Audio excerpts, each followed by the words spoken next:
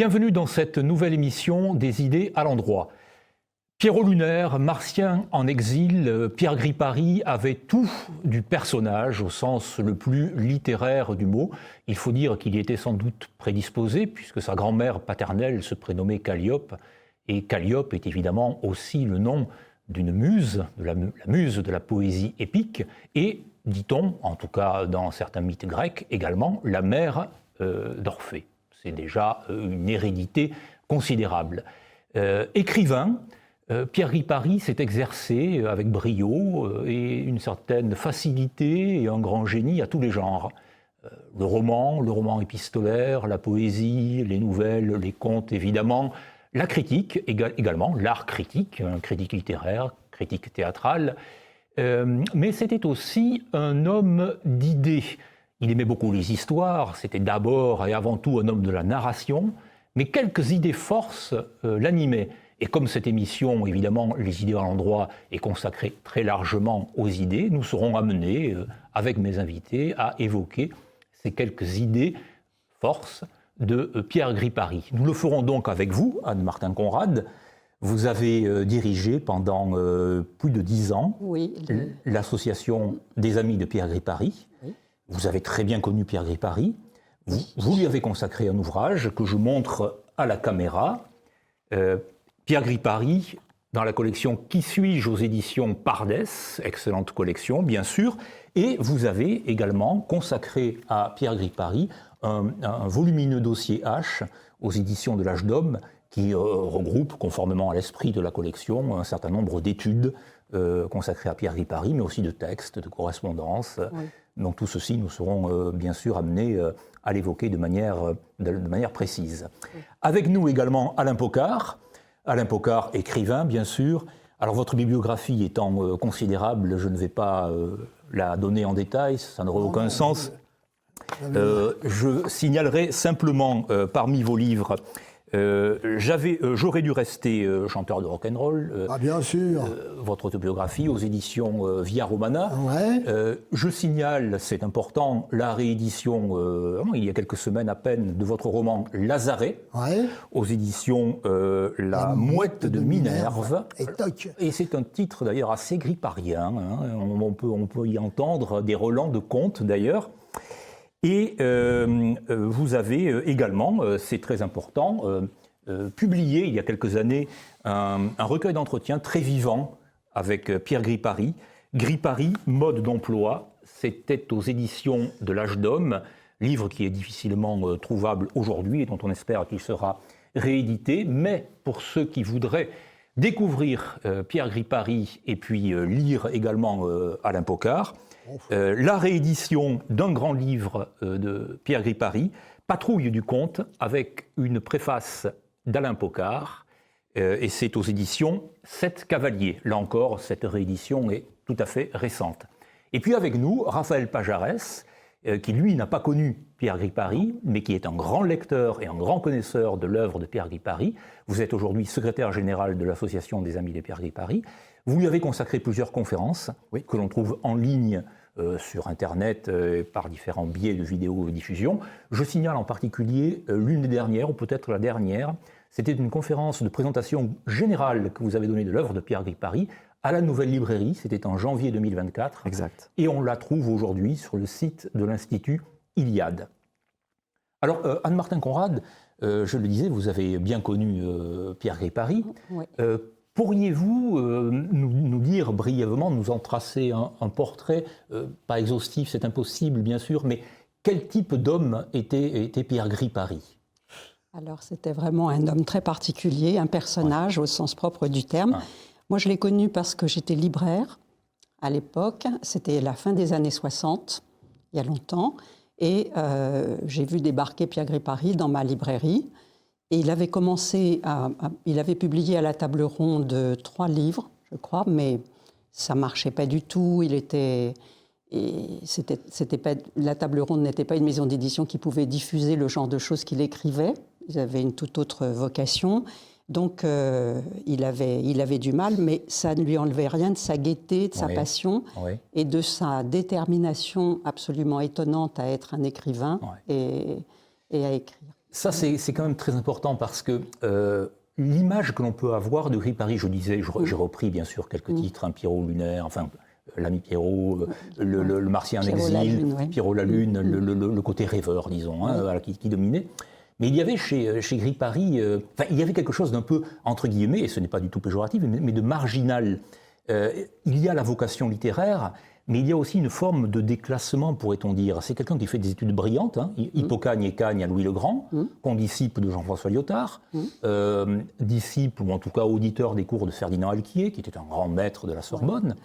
Et puis, on sent qu'il veut tout sacrifier à la littérature et à l'écriture. Les circonstances historiques et personnelles et familiales l'ont aidé à s'extraire du monde. Et aussi, une chose très importante, qu'il raconte dans Pierrot la Lune, avec beaucoup de courage, de sensibilité, de discrétion, enfin, avec beaucoup de pudeur.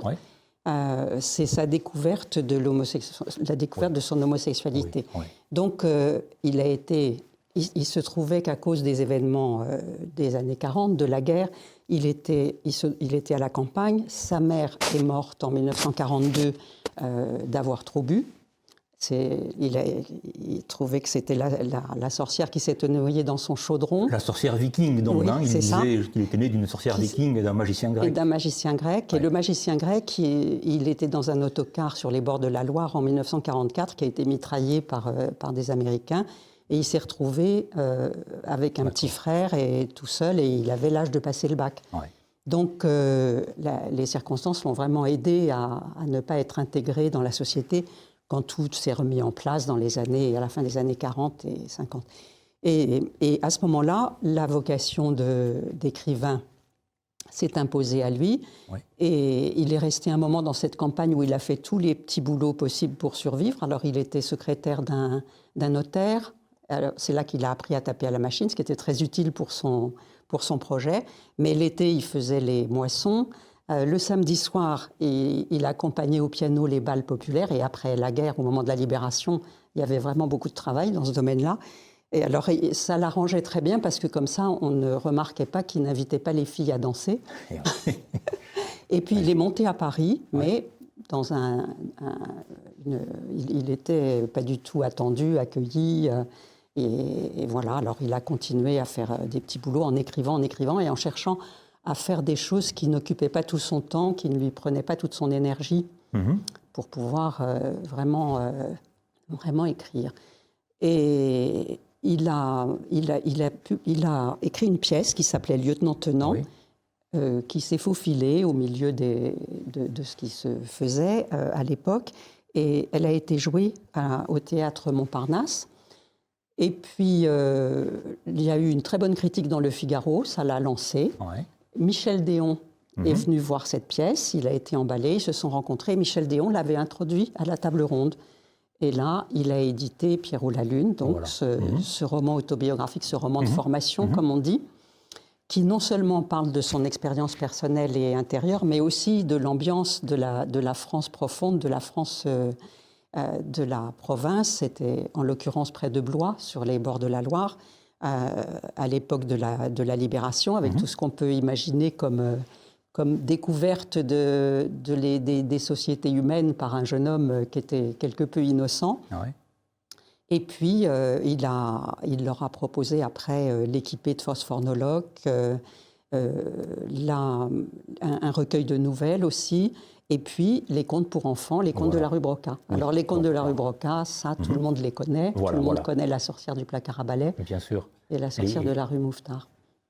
Alain Pocard, le Gris Paris que vous avez connu, le Gris Paris lunaire, ce Gris Paris un peu extraterrestre, c'est celui que vous avez connu également. Vous avez retiré les mêmes impressions. On ne pouvait connaître que celui-là. Il était entier, il ne se dissimulait pas.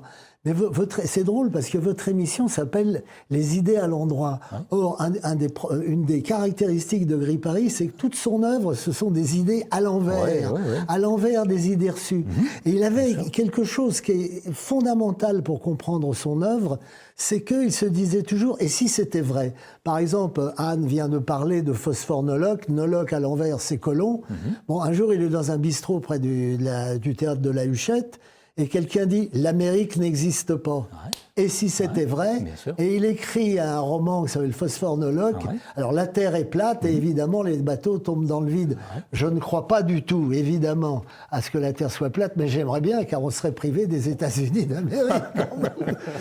Mais cette idée du monde à l'envers ou à l'endroit, donc c'est aussi une idée qui n'est pas qu'humoristique, enfin qui va assez loin philosophiquement. Un Chesterton, par exemple, dans Un nommé jeudi, disait également que nous voyons les choses précisément comme ça quand on regarde à l'envers, mais qu'il faut les remettre à l'endroit. Enfin, il y a un mouvement à esquisser pour voir le monde tel qu'il est. Et précisément, ce que l'on pourrait appeler l'utopie ou le rêve, simplement, ou une forme de magie, permettent de voir le monde d'une manière complètement différente. Et c'est aussi donc peut-être ce monde-là auquel les enfants ont d'abord accès. Vous parliez Anne-Martin Conrad, des contes de Larry Broca, des contes de la folie Méricourt. Ce sont les titres que l'on a les plus en tête parmi ceux de Gris Paris, alors que la bibliographie, là aussi, est immense.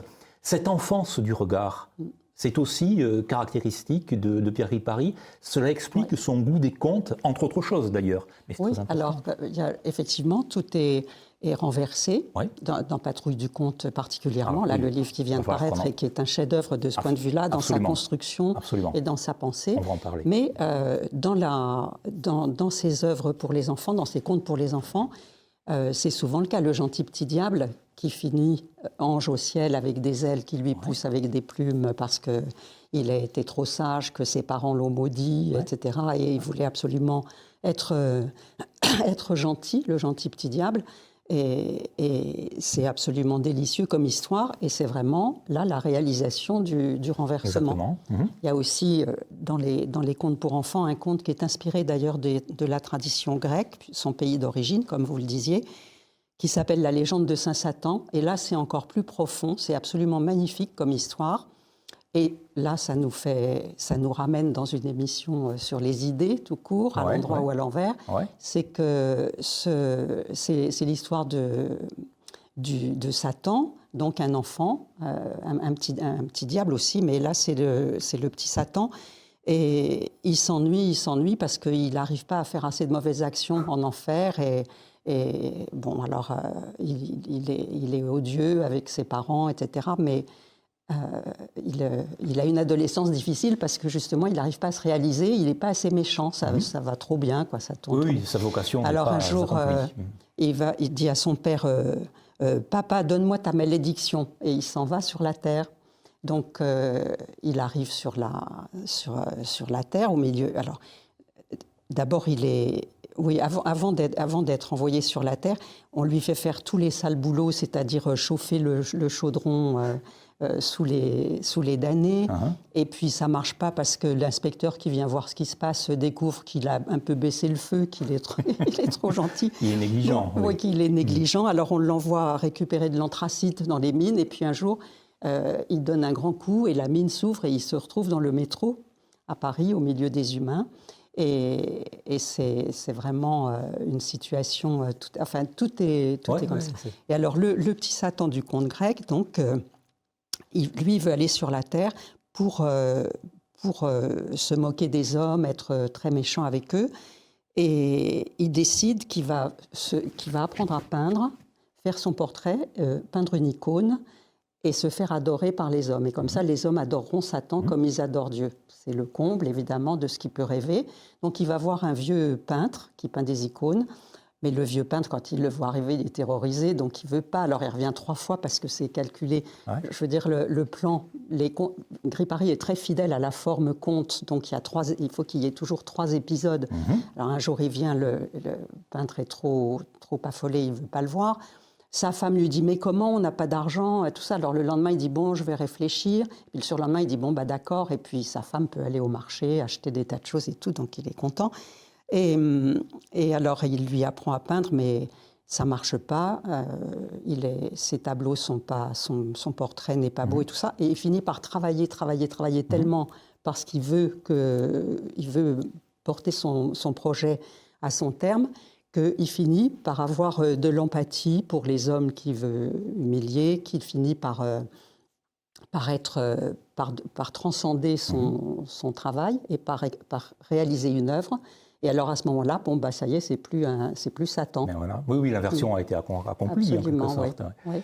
Raphaël Pajares, vous qui êtes un jeune lecteur, mais assidu et exhaustif de Pierre Gris Paris, vous êtes également sensible à cette inspiration, disons, enfantine, à cette inspiration plus directement ludique, bien que Gris Paris n'abandonne jamais le jeu, à commencer par le jeu de l'écriture. C'est quelque chose auquel vous êtes sensible? J'ai découvert Gris Paris par ses contes. Ah oui, donc très jeune alors. Dans les années 90, en classe de 6e, le conte était au programme de l'Éducation nationale, d'ailleurs je crois qu'il y est toujours. Et à l'époque, on nous avait fait lire les contes de la rue Broca. Oui. Et c'est comme ça que j'ai connu Pierre Gris Paris. Et ce qui m'avait énormément plu à l'époque, alors évidemment, j'avais pas l'âge pour mettre des mots et pour analyser ça, mais c'était des contes urbains.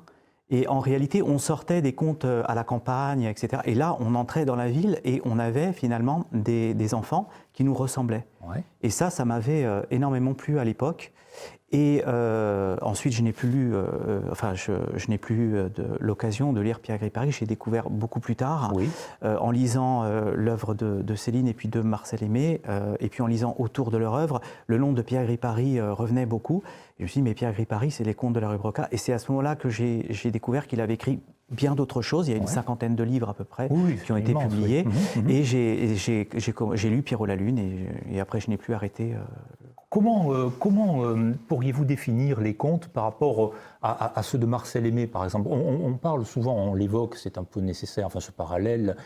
Quelles sont les caractéristiques et les distinctions de l'écriture griparienne ou de l'esprit de Pierre Gris Paris? Alors d'abord, ce qu'il faut savoir, c'est que Gris Paris appelait Marcel Aimé le patron. Ouais. C'est-à-dire que c'est vraiment, c'était sa référence. Il considérait que Céline était le plus grand écrivain du XXe siècle, mais il avait une préférence pour Marcel Aimé.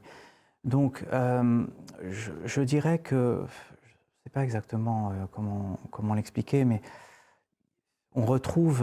Est-ce que c'est une incursion? Est-ce que l'imagination de Gris Paris est plus débridée, plus vaste? Enfin, est-ce que ça se joue dans ce registre-là? Oui, c'est ce que je vous disais, c'est-à-dire que en tant qu'enfant, on s'identifiait beaucoup plus et on avait plus d'acquaintance dans les contes de la rue Broca par rapport à d'autres contes, les contes de Merlois ou même les contes du Chat perché de Marcel Aimé.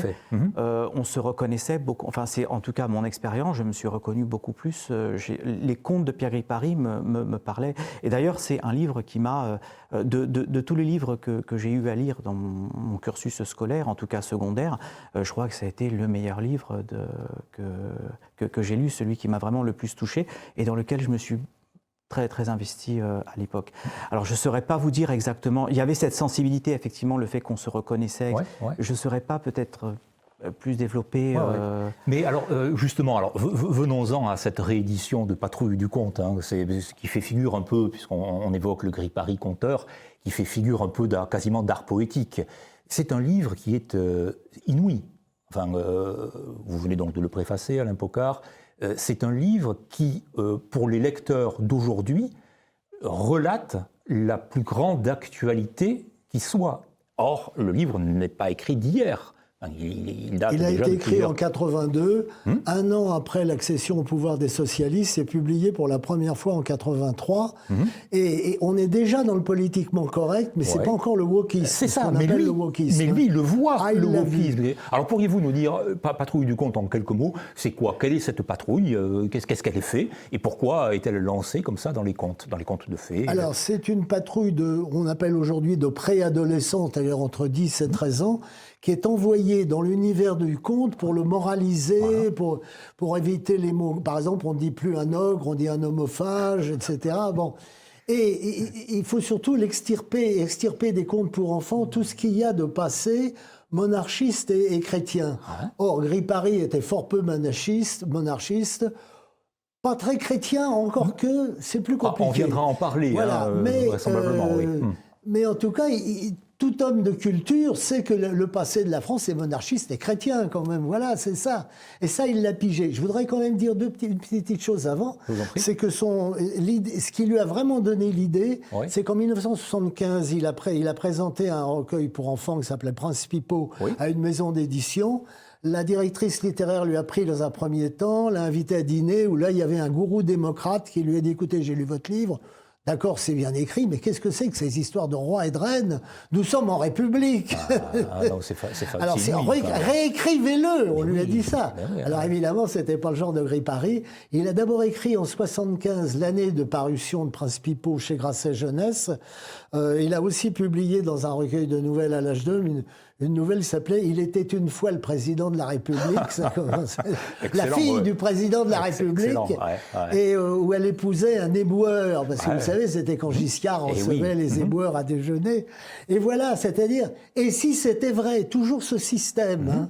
Mais il débusque ce que le politiquement correct pouvait avoir et pourra avoir, et nous y sommes aujourd'hui en plein, et c'est démultiplié, ce qu'il peut avoir de fou. Enfin, la véritable folie se trouve là, dans cette volonté d'éradiquer les personnages des contes, l'arrière-plan imaginaire qui leur donne naissance. C'est fait partout. On réécrit les bouquins, heureusement pas encore en France, quoique j'ai l'impression.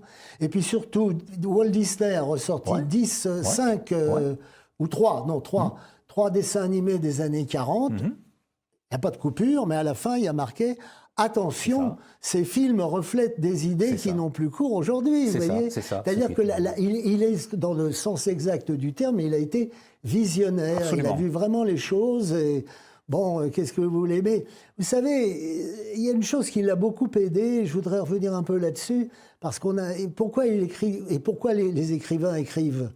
Pour écrire les livres qu'ils aimeraient lire. Et lui, comme il aimait beaucoup les contes pour enfants, il a écrit des contes pour enfants pour ça, et ainsi de suite. Et peut-être qu'une des clés de son œuvre, c'est qu'il est resté un enfant. Voilà, c'est ça. Et je me souviens très bien, par exemple, il y avait un cinéma avenue de l'Opéra qui s'appelait le Studio Universel, qui donnait des programmes de dessins animés. Et c'était 1h30 le programme, il y allait. Et il aimait beaucoup Droopy, vous savez, Droopy, le chien triste, il adorait ça. Comme quoi il était anti-américain politiquement, mais si les Américains produisaient quelque chose de bon, voilà, on ne refuse rien a priori. Voilà, c'est ça aussi, la liberté d'esprit. C'est une grande liberté d'esprit. Et d'ailleurs, je relisais, pour préparer cette émission, un ouvrage qui recueille un certain nombre de chroniques que Pierre Gripari a données à la revue Éléments. C'est paru sous le titre Devoir de blasphème, avec une très belle préface de Michel Marmin, et aux éditions du Labyrinthe. Et parmi ces chroniques-là, il y en a une donc, qui est consacrée à un livre de Claudio Muti qui s'appelle « Le symbolisme dans la fable ». Et c'est une critique assez nuancée de la part de Pierre Gripari, sur un sujet qu'il connaissait. Et c'est pour bien illustrer la liberté de Gripari. Donc il se félicite de l'existence de ce livre, enfin il dit pourquoi.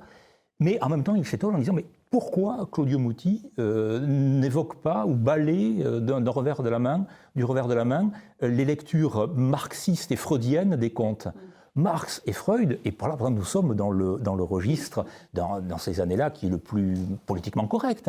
Mais il pouvait très bien dire, lui, Gripari, Marx et Freud, oui, on peut, pourquoi pas, y voir, dans la lecture qu'ils ont proposée, un certain intérêt, un certain éclairage. Donc, grande liberté de Gripari, qui l'empêchait, qui faisait qu'il n'était pas réductible et qu'il ne partageait absolument aucun des a priori en vigueur, de quelque côté que ce soit, dans le politiquement correct. C'est quand même assez rare pour être souligné. Alors, si vous le permettez, on a évoqué Patrouille du Conte, donc je songe à un autre titre de Pierre Gripari, Le Conte de Paris, Conte de Paris, C-O-N-T-E. Et dans votre ouvrage... Paris, c'est Paris, hein. Oui, absolument, voilà. Oui, absolument. Et dans la biographie que vous avez publiée avec Jacques Marlot, Anne-Martin Conrad, vous citez la très belle dédicace de Gripari. Je vais la lire, pas intégralement parce qu'elle est assez longue, mais elle donnera une idée de... Donc, Pierre Gripari écrit donc ce livre, le Conte de Paris, est tendrement dédié aux grands Sumériens, Akkadiens, Assyriens et Babyloniens qui inventèrent, élaborèrent et transcrivirent l'histoire de Gilgamesh, aux bardes d'Occident, aux moines d'Irlande et du pays de Galles, aux poètes de Léda, à celui ou à ceux qu'on appelle Homère, aux auteurs du Mahabharata et du Ramayana. Bon, et voilà, ça continue un peu comme ça. Ce sens de la narration, y compris d'ailleurs en allant du côté du registre biblique, hein, je n'ai pas été jusqu'à lire la référence au Deutéronome, mais elle est ce goût des histoires, ce goût de la narration, ce goût du langage chez Gripari, on a le sentiment qu'il est porteur d'un enseignement. C'est-à-dire que dire des histoires, les écrire, ça n'est pas neutre, ça n'est pas qu'un divertissement. C'est aussi un divertissement, on peut rire, on peut sourire, mais il y a dans les contes une grande sagesse. Vous êtes d'accord avec ça ? Absolument. Enfin, oui, je vous en prie, absolument. Et c'était sa profession de foi, tout à fait. C'est ça. Il était, on peut le dire au sens propre du terme, parce que même les religions étaient pour lui une source. Voilà. Ce qui l'intéresse dans les religions, c'est pas la transcendance, c'est pas la spiritualité, c'est la littérature, c'est les personnages. Exactement. Et Dieu prend des formes tout à fait. Alors. Alain Pocard disait qu'il était visionnaire, enfin vous aussi, et c'est très touchant et très émouvant parce que le dernier recueil de contes dont il a porté le manuscrit chez Grasset, c'était les contes d'ailleurs et d'autre part. Et tous les recueils qu'il avait fait avant étaient liés aux adresses qu'il habitait. Il était installé toujours dans un quartier, dans un lieu.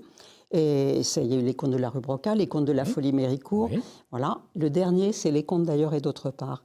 Et le livre posthume qui est paru l'année qui a suivi sa mort à l'âge d'homme, dont il avait remis le manuscrit à Vladimir Dmitrievitch, très peu de temps avant de mourir, s'appelle Monoméron. Et le premier chapitre, c'est l'histoire de sa mort. Bon, mais en fait, c'est pas triste, il n'est pas mécontent d'être mort. Déjà, il sort de l'église quand il est mort. Il se fait renverser par une voiture. Donc, il raconte ça. Et ensuite, il a un guide. On croirait qu'on est dans Dante Alighieri, dans la Divine Comédie.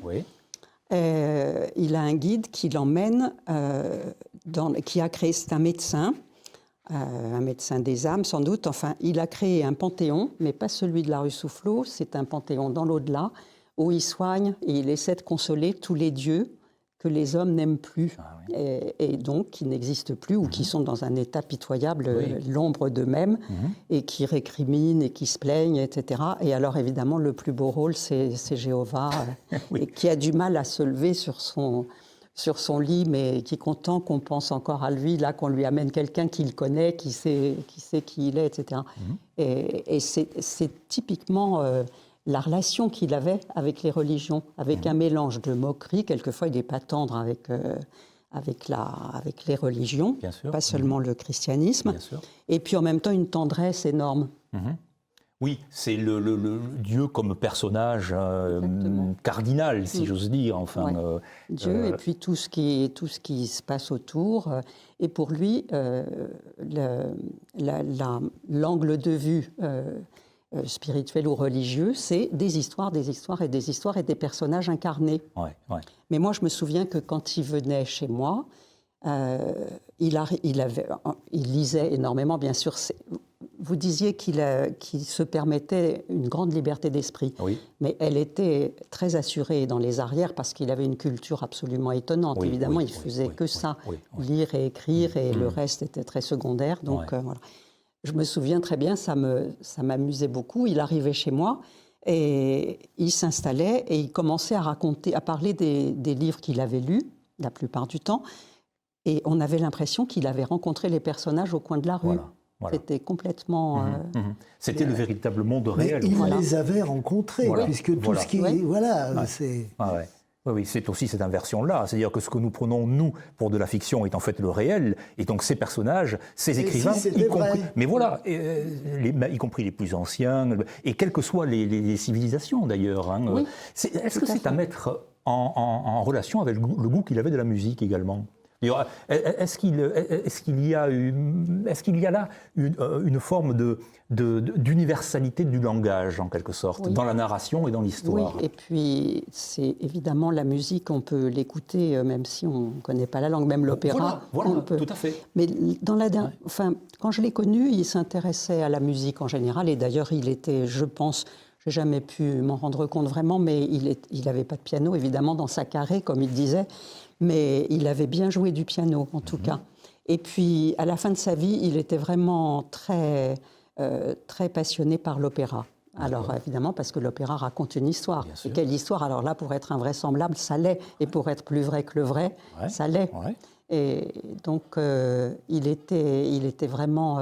l'opéra, il vivait très pauvrement, hein, à certains moments, bon, pas les dernières années de sa vie, non, grâce aux contes pour enfants, et il vivait pauvrement, mais normalement. Mais il y a eu des périodes avant où ce n'était pas le cas, mais n'empêche, il s'offrait chaque année un abonnement à l'opéra, et il prenait toujours 2 places pour inviter ses amis. Oui, ce qui est très généreux. Oui, il était très généreux. Mais il allait à l'opéra en sandales, avec un pantalon qui tenait avec une ficelle, même quelquefois. Enfin, et pour le bas du blue jean, des agrafes. Voilà, c'est légendaire. Il travaillait, il faisait des petits boulots pour la niche et la pâtée, comme il disait. Oui, sauf qu'à la fin, avec les contes pour enfants, alors on a appris, et c'est là peut-être que c'était un vrai chrétien, car le vrai chrétien n'est pas celui qui fait l'aumône, c'est celui qui n'en parle pas. Oui. On a appris quand il est mort qu'il distribuait l'argent aux pauvres. Mais parce que il distribuait, enfin c'est une façon de parler, distribuer l'argent aux pauvres. La formule est tout à fait bonne, mais c'était quand même des... Il avait une vraie générosité, oui, c'est vrai. Ah, il ne donnait pas au secours machin, voilà, au truc, non. Mais il était très, était très généreux. Et il faut dire que les années passant et les habitudes étant prises, tout l'embarrassait de ce qui étaient les objets, les biens, quoi, à tous les sens du terme. Il achetait des livres pour les lire, et puis il les donnait tout de suite. Moi, j'ai beaucoup dans ma bibliothèque de livres qu'il m'a donnés. Je voudrais revenir sur 2-3 petites choses, parce que vous avez peut-être fait une erreur là. Oui. Alors d'abord, je trouve que le titre « Devoir de blasphème » qui a été donné après la mort de Gripari est un titre idiot. Parce que devoir, ça veut dire que c'est une obligation. Or, il n'y a pas de devoir de blasphème, comme il n'y a pas une interdiction de blasphème. On fait ce qu'on veut. Bon. Et ceux qui blasphèment sont les croyants. Mais je reviens sur Freud. Oui. Car Gripari était quelqu'un qui n'avait pas d'a priori. Voilà. Il me disait la psychanalyse, et notamment la psychanalyse opérative, c'est-à-dire d'aller voir un psy et tout, il trouvait ça complètement couillon. Bien sûr. Mais il disait, Freud est très agréable à lire. Et par exemple, Moïse et l'invention du monothéisme est un livre qui le remplissait de joie. Mais ça se comprend. Et je vais même plus loin, c'est que je trouve que dans Patrouille du Comte, alors il n'est plus là pour nous en parler, je trouve qu'il y a c'est un livre jungien, peut-être à son insu même, car il y a plusieurs fois on parle des archétypes, et c'est pas nommé sous ce nom, mais des archétypes, des symboles qui sont là depuis longtemps, et que les chasser pour faire plaisir, pour se faire plaisir à soi, en fait, est une destruction de nos âmes. Mais évidemment. Et même s'il n'utilise pas tout à fait un langage trop religieux, mais c'est ça, c'est un livre jungien, en fait. Oui, on peut parfaitement le voir de la sorte, c'est vrai. Oui. Et dans Patrouille du Comte, il faut noter aussi que l'histoire de Cendrillon s'arrange très bien parce que Cendrillon a une tante psychanalyste qui l'a guéri de ses névroses. Non, mais ça, il était tout à fait contre. Mais il disait Freud est très agréable à lire. Et c'est vrai que Jung est assez ennuyeux à lire, mais Freud est très agréable à lire. Oui, il y a un classicisme freudien de l'écriture qui est tout à fait... Et on peut parfaitement comprendre que qui aime les histoires aime Freud aussi pour ces raisons-là. Et en particulier Moïse et le monothéisme. Enfin, c'est tout à fait... Alors, Raphaël Pajarès, vous avez rencontré Gripari donc très jeune, au collège. Mais le Gripari... À travers ses livres. Voilà, à travers ses livres. Jamais en personne. Absolument. Malheureusement. L'évocation que l'on vient de faire, une première évocation, en tout cas, de cette vision de Gripari, on y pénètre à peine, de la sagesse, disons, de la sagesse des contes, et puis éventuellement aussi de la sagesse des narrations et des personnages. C'est quelque chose à quoi vous êtes sensible, vous, dans son œuvre? Oui, absolument. Je voudrais parler d'un conte. Alors d'abord, je voudrais rebondir un petit peu sur ce qu'a dit Anne, c'est-à-dire qu'en fait, il avait vraiment un bagage derrière. Vous citiez tout à l'heure le conte de Paris. Oui. On pourrait citer aussi Patrouille du Comte ou ses propres contes. Oui. On voit que c'est quelqu'un quelqu'un qui avait lu. Il y avait vraiment une charpente, c'était extrêmement solide. Et toutes les littératures, enfin, les littératures Absolument. du monde. Et en plus, il a touché à tous les genres, parce qu'il a écrit des contes, des pièces de théâtre, des essais, des romans, des nouvelles. Il a vraiment touché à tout, c'est absolument incroyable. Et pour revenir à votre question, excusez-moi, j'ai oublié ce que non, vous je me demandais demandez. si le gris Paris, donc, qui est pour la sensibilité. qui est plus, entre guillemets, même si les séparations sont absurdes, mais le gris Paris que l'on peut lire et dont on peut comprendre qu'il tient un discours un peu plus éloigné que le discours à destination des enfants ou enfantins, donc celui des contes. Mais le gris Paris de ces idées forces que j'évoquais au début, avec un arrière-plan, je mets le mot avec beaucoup de guillemets, plus philosophique, c'est quelque chose à quoi vous êtes sensible, qui vous requiert aussi dans votre lecture de Pierre Gris-Paris? Oui, absolument. Je voudrais citer justement un conte, c'est là où je voulais en venir tout à l'heure, qui m'a beaucoup impressionné, et je trouve qu'il y a beaucoup de sagesse dedans. C'est l'histoire, je crois que c'est dans Contes d'ailleurs et d'autre part, qui est son dernier livre qui a été publié de son vivant en septembre 90 aux éditions Grasset, juste avant qu'il décède. Il y a l'histoire d'un petit garçon qui ses parents l'emmènent vivre dans une ville au bord de la Loire. Et en fait, ce petit garçon, il voudrait vivre au bord de la plage. Et en fait, il prie, enfin, il supplie ce qui lui sert de ciel, on va dire, pour que la mer vienne à lui. Et en fait, le village va déménager un soir. Il va déménager et il va aller au bord de la plage. Et le conte se termine comme ça. Et il y a une telle profondeur, une telle sagesse. Ça m'a beaucoup marqué. C'est très beau. Je regrette peut-être de ne pas... Bon, on ne peut pas regretter ce qu'on n'a pas fait avant, mais peut-être de ne pas l'avoir lu plus tôt, ce conte-là, parce que je l'ai découvert très tard, bien après les contes de la rue Broca. J'avais déjà plus d'une trentaine d'années. Et c'est vraiment un conte qui m'a énormément marqué. Je trouve qu'il y a justement énormément de sagesse dedans, d'intelligence aussi. Tout à fait. Et ce conte s'appelle Le voyage de Saint Déodat. Merci, le Saint Déodat. Et en fait, il est inspiré Déodat, par c'est Dieudonné. Hein, oui. aussi. Et il est inspiré par ce à quoi je faisais allusion tout à l'heure, son adolescence, enfin sa jeunesse, quand il vivait près de Blois, dans un village qui s'appelle Saint-Dié. Et où on est allé visiter sa maison, Alain Pocard et moi et d'autres griparistes, dans les années 90. Oui. Et ce qu'il raconte, évidemment, un village qui déménage au bord de la mer, c'est pas possible, mais tous les détails sont exacts, y compris le jardin de cette propriété, donc qui appartenait à ses parents, à son père, et qui va vers la Loire avec une espèce de terrasse. C'est absolument ça. Ce qui est incroyable, donc, c'est qu'il y ait cette minutie dans la description réaliste. Et de voir à quel point le réalisme qui s'accomplit s'accomplit dans une forme de surréalité en quelque sorte. Absolument. Il joint les deux bouts en quelque sorte, Gris-Paris, dans ce registre-là. Raphaël Pajarès, si je peux rebondir, lorsqu'on voit ce qu'était la boutique de Papa Saïd, la rue Broca, il y a un reportage qu'on a publié sur notre page Facebook. Enfin, c'était un endroit, mais c'était un taudis, c'était un endroit et c'est incroyable de voir à quel point dans son livre, il a transformé cette épicerie buvette, comme il l'appelle, qui est vraiment c'est un taudis, il n'y a pas d'autre mot, en quelque chose de merveilleux. À quel point son imagination est tant fertile. Lorsque j'ai vu pour la première fois ce qu'était vraiment l'épicerie de Papa Saïd au 69 de la rue Broca, je me suis dit, c'est incroyable. Je n'aurais jamais cru qu'en fait, un tel lieu lui avait donné une telle inspiration. C'était un taudis, il n'y a pas d'autre mot. Je ne sais pas si personnellement je me serais assis pour aller boire un café. C'est le magicien, et c'est la transfiguration des lieux, et le stylo devient baguette magique. Enfin, ou le 48 rue de la Folie-Méricourt, où il transforme le petit restaurant qui s'appelait Chez Dany, où il allait manger en bas de chez lui, qui était une gargote. Et il le transforme dans un de ses contes qui s'appelle Les Déménageurs, dans les contes de la Folie-Méricourt.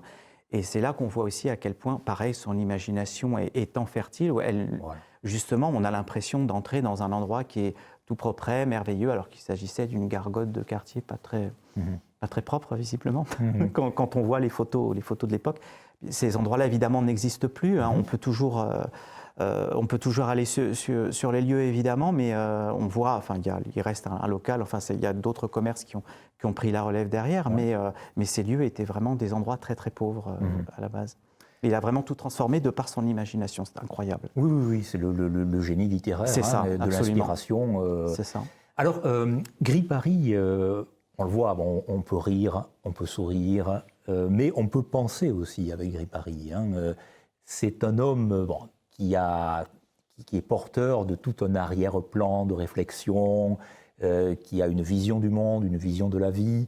J'ose pas employer le grand mot de métaphysique, mais enfin, il est l'auteur de ce livre, de cette anthologie qui est l'Évangile du rien. Oui. Il faut en parler parce que ça paraît très étrange que le même auteur ait été celui des Contes de la rue Broca et puis d'une méditation comme ça, qui est très belle bien sûr, mais sur cet arrière-fond qui est fait de quoi? Qui est fait de rien, qui est fait de vide, qui est fait d'une plénitude, d'une vacuité. Gris Paris est hanté, à certains égards, par la question du divin. Comment se manifeste-t-elle cette question-là? On a vu que les textes sacrés, les grandes épopées, la Bible, les grands textes saints, disons, sont aussi des matières à réflexion, à mise en scène. Oui. Mais enfin, l'esprit, l'âme de Gris Paris veulent aller plus loin. Il y a une grande interrogation. Alors, il y a une réponse, il y répond. Il ne s'agit pas du tout de définir Gris Paris comme il n'était pas. C'était pas un croyant, on va en parler, Alain Pocard, justement. Quelle est votre idée là-dessus, justement? C'est Volkov qui a dit la vérité sur Gris Paris. Ouais. Vous savez, on dit toujours quelqu'un est croyant par le désir, et Volkov disait il est croyant par la haine. Je trouve ça très beau. Pas mal. Mais vous savez, dans son anthologie du rien, par exemple, il cite, alors il aimait beaucoup les gnostiques juifs, les kabbalistes, les gnostiques musulmans, les soufis, et parmi l'Évangile du rien, il cite même un texte de Staline, c'est-à-dire c'est l'ouverture d'esprit totale. Quoi. Et il termine par Kipling, if. Si tu seras un homme, mon fils, qui est un texte... Oui, et puis il cite aussi Maître Eckhart, enfin... justement. Voilà, donc il y a... Avec beaucoup de respect. Avec beaucoup de respect, avec beaucoup de précision. Oui. Alors, je pose la question d'une manière un peu... qui est presque un peu technique, mais il y a une forme de théologie négative chez Gris Paris. Pourquoi, indépendamment du versant épique, donc narratif, des grands textes, pourquoi se dirige-t-il vers... Pourquoi a-t-il un souci spirituel ou un souci métaphysique? Qu'est-ce qu'il veut? Après tout, quand on est athée, et qu'on l'est de manière tout à fait rudimentaire, élémentaire, Dieu n'est même pas un personnage. À quoi bon discuter du personnage divin? Pour Gris Paris, c'est un personnage, et c'est un personnage qui ouvre aussi des horizons. Oui, et puis là, je ne veux pas lui faire injure, il se disait lui-même athée, donc on ne va pas revenir là-dessus. Mais pour moi, non, il n'était pas athée parce qu'il était très préoccupé de Dieu dans son existence et dans sa non-existence. Il y a une nouvelle qui s'appelle Dieu, qui est très très profonde et très belle. Ça se passe dans le régime communiste. À la plus belle époque de l'Union soviétique. C'est un jeune philosophe qui sort de l'école, enfin qui est tout innocent, et à qui le parti demande, comme il est très brillant, d'écrire un essai pour prouver la non-existence de Dieu. Et donc, il remonte les manches, il se met au boulot, et puis il se rend compte qu'il n'a pas trop d'idées, il ne sait pas trop comment il va s'y prendre. Et en fait, il n'a reçu aucune éducation religieuse, il ne connaît absolument rien même de l'aspect humain de la religion. Et on lui conseille de lire la Bible. Mais la Bible, on ne la trouve pas parce qu'elle est interdite. Alors il finit par en trouver une, dans une cachette très, très, très bien cachée. Et puis, donc il lit la Bible, mais ça ne l'avance pas beaucoup plus. Enfin, il se passe un certain nombre de rencontres et de choses. Et il se remémore que quand il était enfant, tout petit, son grand-père, qui avait connu d'autres époques avant la Révolution, le faisait sauter sur ses genoux et lui chantait plus exactement une comptine qui disait « Dieu est un petit bonhomme tout bleu qui fume sa pipe au coin du feu ». Et ça lui remonte à l'esprit. Alors, il fait son essai du plus honnêtement du monde et puis il le porte aux fonctionnaires. Et il avait terminé, comme il n'était pas très content de sa démonstration, il avait terminé en disant je me suis remémoré que quand j'étais enfant, voilà, c'était ça, une citation absolument ridicule, qui n'est pas du tout philosophique, etc. Et l'autre lui dit non, ça ne va pas, il ne faut pas garder ça. Enfin bon. Et tout ça mûrit et à la fin, bon, il se rend compte que c'est parfaitement inutile, que ça n'a pas de sens et il se suicide. Mais ça veut dire Dieu n'existe pas, mais il est. Oui, bien sûr. C'est exactement la formule qui convient. Et je pense que pour Gripari, c'est quelque chose qui marche à côté de lui toute sa vie, ça. Voilà, en permanence. Enfin, ça l'accompagne de manière presque comme un ange. Alors quelquefois, ça excite son sens du paradoxe. Et il est, bien sûr. Avec l'Évangile, par exemple, il est extrêmement sévère. Il considère que Jésus n'est pas un personnage crédible. C'est vraiment, disait-il. Qu'est-ce que tu dis? Phallo. Il qualifiait Jésus de personnage phallo. C'est comme Nietzsche qui voyait une forme, une variante du Bouddha, un Bouddha qui aurait été occidentalisé. Même pas. Je crois qu'il préférait le Bouddha au Christ. Mais on ne sait pas trop ce qu'il préférait ou pas, parce que c'est quelque chose qui est... C'est quand même l'Ancien Testament qui était son préféré. Oui, il préférait l'Ancien Testament. Et le livre des rois, il avait une passion pour Salomon, par exemple. Mais si on parle aussi de sa pensée en dehors de la littérature, franchement, il est animé constamment de ce souci. Alors, les vertus théologales, bon, la foi, elle ne lui est pas donnée. Bien sûr. La charité, ça, pas de problème, il l'avait très bien. Alors, l'espérance, ça, non. C'est quelque chose qu'il refuse absolument. Voilà. Tous les assassins voient l'avenir en rose, dit Céline, il est de la même école. Voilà, exactement. Et là, il fait tout, il dit... il faut apprendre à désespérer de bonheur. Enfin, il a des formules comme ça qui sont extrêmement violentes contre toute forme d'illusion, d'espérance, pas seulement dans la vie éternelle, mais dans l'avenir, dans l'humanité.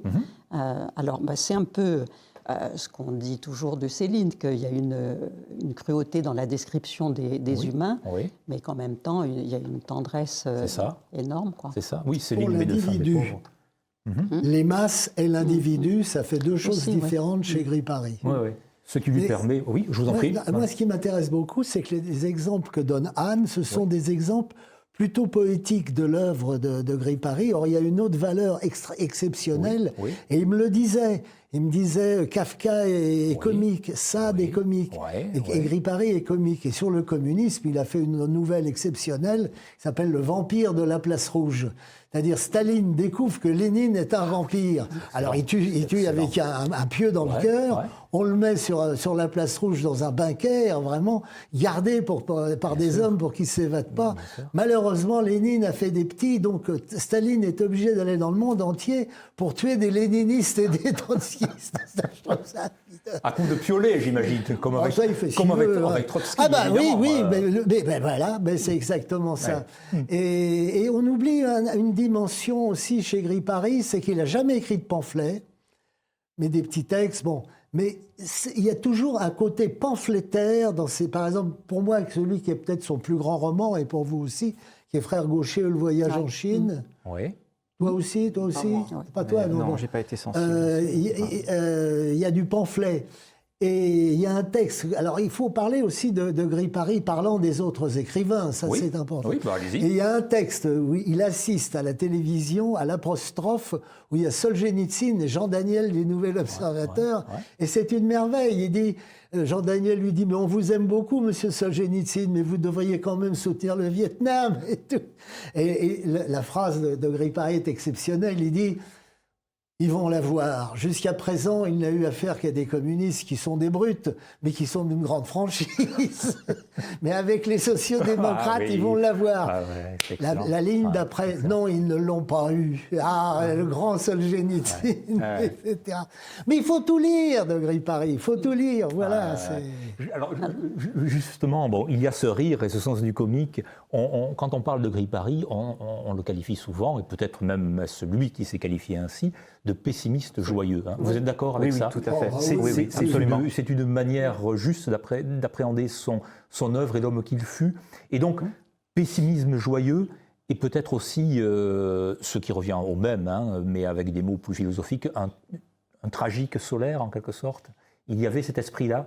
Tragédie de la vie, donc la mort est un terme fini, enfin la limite humaine, la mort, la limite. Mais en même temps, le soleil est là, y compris le soleil des œuvres, le soleil des livres. Vous êtes d'accord avec ça? C'est quelque chose qui le caractérise? Alors, Moi, effectivement, je ne l'ai pas connu personnellement, donc je ne peux pas Oui, m'avancer mais sur votre ce lecture terrain-là. de l'œuvre, j'entends, Mais hein. à travers Voilà. la lecture de l'œuvre, Voilà. oui, bien sûr, absolument. D'ailleurs, c'est comme ça que commence l'Évangile du rien. En gros, il y a, bon, je l'ai lu il y a déjà beaucoup de temps, mais en gros, ce qu'il disait, c'est qu'il n'y a plus rien à attendre, mais il faut vivre, Ouais. il faut bien vivre. Ouais. Donc, soyons... Voilà, Il faut soyons... créer. Oui, il faut créer, effectivement. Mais à quelque niveau que ce soit, pas forcément une œuvre artistique ou littéraire, il faut être soi-même et se réaliser, quoi. Ouais, ouais. C'était sa morale. Et il est très moraliste, hein, c'est un grand Oui, moraliste, oui, Pierre absolument. Gripari. Mais bien sûr. Et Oui. ça, que ça soit pour les adultes ou pour les enfants, Oui. ces contes, il n'y a pas de morale comme dans les contes classiques. C'est pas exprimé comme ça, Ouais. mais tout est... Oui, il a un regard de moraliste, bien entendu. Il y a un recueil d'ailleurs de traits ou d'aphorismes. Reflets et réflexes, Reflets et c'est réflexes, paru de absolument. mémoire Ouais. en 81 ou 82. À l'âge d'homme aussi, je crois. À l'âge d'homme, absolument. Ouais. D'ailleurs, ça fait partie des livres qu'il faudrait republier Exactement, exactement. après Patrouille du Conte. Après, C'est oui. extraordinaire. Lequel, tu dis Reflets et réflexes. Oh, chef-d'œuvre Très bon. absolu. Ouais, Voilà. Très, très bon. Et vous savez, un truc pour toutes les histoires de gosses maltraités et tout, Ouais. il dit, les enfants, quand ils sont en bande, ils s'organisent sur le modèle de la meute avec mâle dominant.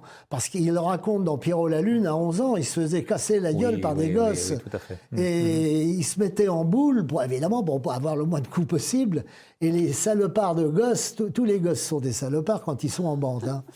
Et il disait, il l'appelait l'homme caoutchouc, l'homme élastique. L'homme élastique. L'homme élastique, voilà. Alors, il nous reste très très peu de temps. On a commencé à aborder, vous avez donné un titre, mais vous pouvez en donner un autre, Alain Pocard, le livre à lire de Pierre Gripari, pour qui voudrait découvrir Gripari, en dehors de la réédition, donc aux éditions 7 Cavaliers de Patrouille du Conte. Commencer par là, et puis après aller Ouais. sur Internet, et Reflets et réflexes, Frère Gaucher ou le voyage en Chine. Frère Gaucher, vous Ah, moi je le mets comme quelque un chose chef-d'œuvre. de voilà, Paris, c'est absolument. beau aussi. Alors, Raphaël Moi, Pajarès. je rejoins ce que Gripari disait en 78 chez Jacques Chancel. Oui. Pour moi, c'est Pierrot la Lune. Pour moi, toutes les clés de son œuvre sont dans Pierrot la Lune. C'est vraiment la porte par laquelle il faut rentrer dans son œuvre, c'est Pierrot la Lune. Voilà. Je rejoins donc ce que disait Pierre Gripari à l'époque. Je suis tout à fait d'accord, puisque moi-même, après Les Contes de la rue Broca, je suis rentré dans son œuvre par Pierrot la Lune et j'ai pu arrêter. Très bien. Vraiment. Et dans lequel il raconte quand même son premier amour avec un grand chanteur français célèbre. Oui, tout à fait, tout à fait. Dont Raphaël Pajarès n'a pas voulu donner le nom, mais en fait, il le donne dans une conférence sur, Vous voulez savoir que l'on qui peut c'est, trouver allez sur Internet. Voilà, donc, je donne. Et on pouvait le dire, il est mort de toute façon. Oui, donc, et puis c'est vrai. Oui. Alors, Anne-Martin Conrad, un titre, c'est vraiment cruel comme exercice, mais Oui, enfin, c'est un ou très deux. cruel, mais Un on ou va deux. dire l'évangile du rien. Ah, c'est celui-ci que vous mettriez. C'est pas forcément la mise Ouais, en bouche ouais, bien sûr. de Mais l'œuvre de Gripari, mais livre moi j'ai important. une grande tendresse pour ce livre et je le relis Absolument. Très bien. de temps en temps. Bien. Anne-Martin Conrad, Raphaël Pajarès, Alain Pocard. Regardez merci. le site Gripari. Alors, bien entendu, le site et puis la revue, j'imagine, enfin, l'association des amis de Pierre Gripari. Alors, on a un bulletin. Le bulletin, voilà, c'est ce ouais, que je veux. on a un bulletin. On peut se le procurer. On peut Oui. trouver l'adresse Internet sans Absolument, difficulté oui, aucune. les gens peuvent nous Non, écrire, on leur envoie, il n'y a pas de souci. Pardonne-moi, est-ce qu'il y a les films de Gérard Courant sur Gripari sur ton site? Alors, on peut les trouver sur YouTube, mais ils ne sont pas sur notre site, Ouais. je crois, pour des problèmes de droit d'auteur. Oh Bien, non, je crois pas. Merci beaucoup pour cette présentation inspirée. de nous avoir invités, jeune mais homme. avec joie. Et à très bientôt pour une nouvelle émission des idées à l'endroit. Merci à tous.